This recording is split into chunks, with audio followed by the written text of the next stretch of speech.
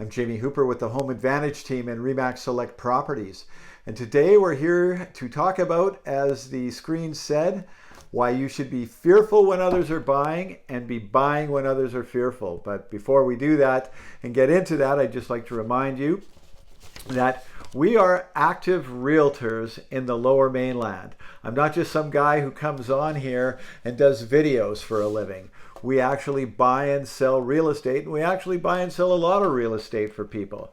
So if you're interested in us helping you with your real estate needs, just click on the link down below and you can book an appointment to have a free phone consultation about your buying and selling needs.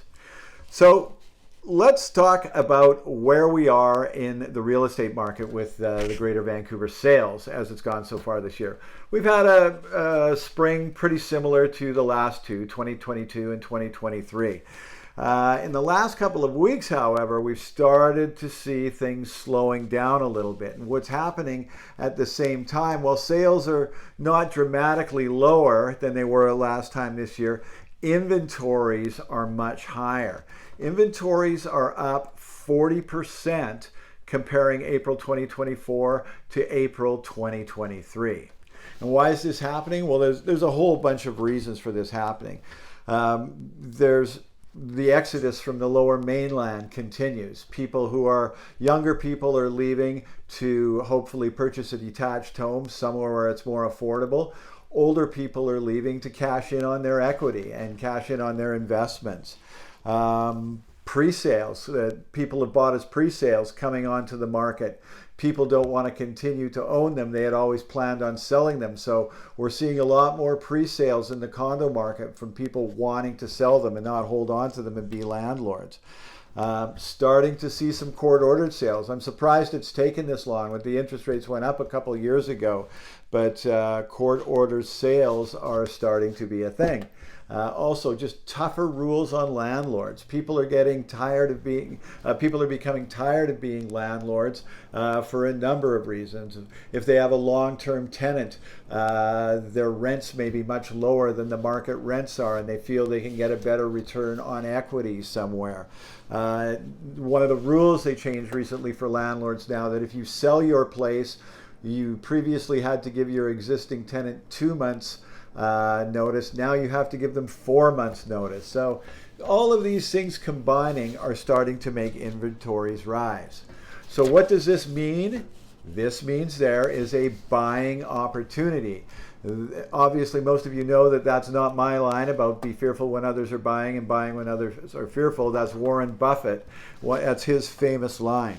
So if you have a look behind you here at this graph, it's going to be my proof of what I say here is true. So this graph goes all the way back to 1977, when the average price of a house in the Lower Mainland was about $150,000, and now goes up to 2024, and you can see what the current price is.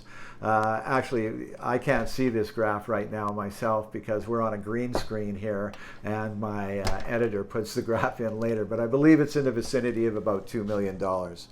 And my point is, you can see all the peaks and valleys in the market. If you have a look at that blue line, that's for detached houses.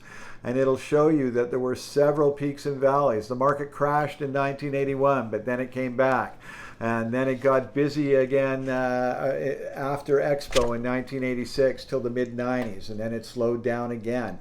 And there's a whole bunch of them. U.S. banking crisis, the foreign buyers tax. Every time the market came back each time. But people are always trying to time it and buy it. Buyers want to buy at the exact low, and sellers want to sell at the exact high. Well, that's a real tough thing to try and time, because the only way to tell when a market's going up is when it's already bottomed, and the only way to tell when a market's coming down is when it's already peaked.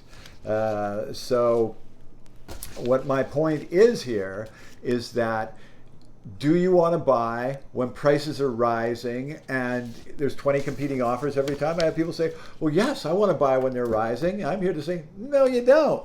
You want to buy when prices are on their way down and you don't have any competition when you're making an offer. And we could very well be heading for those types of market conditions. So in closing, I just want to explain why I believe that Vancouver will always be an excellent investment. And for those of you who are regular listeners, you know what I'm going to say. This is a landlocked city where you can't go south, west, or north to build. Used to be you could go east, but all of that you see there is farmland now in the agricultural land reserve. That's why we have the explosion up in the air with condos in Vancouver. To compound those things of why it's a good investment as well, is we already have a huge housing shortage, and we continue to have 50,000 more people per year come to the Lower Mainland. Real estate is not a short-term play like lots of people around here like to play it like the stock market. Real estate is a long-term play. Have a look if you bought your home 25 years ago in 1999 and it's now 2024, you had a 25-year mortgage, your house is paid off. Well, you would have paid around $400,000 for that house if you look at the graph, and today it's worth $2 million. And you had a bunch of peaks and valleys along the way, so it wouldn't have mattered at all if you tried to time your purchase back then. I'm Jamie Hooper with the Home Advantage team and RE/MAX Select Properties. Once again, if you'd like to talk to us about any of your real estate needs, just click on the link below.